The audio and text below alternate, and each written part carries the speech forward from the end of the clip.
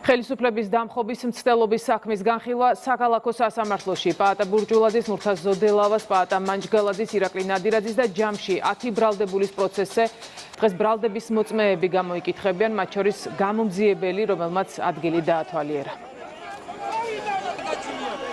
სახელმწიფო ხელისუფლების დამხობის მცდელობის საქმეზე დაკავებულ პირთა სასამართლო პროცესები გრძელდება. დღევანდელ სასამართლო პროცესზე დაიკითხებიან მოწმეები, მათ შორის შემთხვევის ადგილის დამთვალიერებელი მოწმე გამომძიებელი, ასევე დაიკითხებიან დაზარალებულები, მათ შორის ფიზიკური პირი, კონკრეტულად კაფე ბარ შუა ქალაქის მეპატრონე. უშუალოდ კაფის მეპატრონე ბრძანებს, რომ დამწვარი იყო მთლიანად მისი ტერიტორია და მიადგა 20,000 ლარამდე მატერიალური ზიანი, ასევე დაიკითხება დაზარალებული ქალბატონი, რომელსაც ფიზიკური დაზიანება მიადგა. რაც შეეხება უშუალოდ ქმედების გამომძიებელს, შემთხვევის ადგილის დამთვალიერებელ გამომძიებელს, მან დაათვალიერა შემთხვევის ადგილი, დაასურათა ექსპერტ კრიმინალისტებთან ერთად და აღწერა კონკრეტული დეტალები, რომელიც მნიშვნელოვანი იყო საქმისთვის.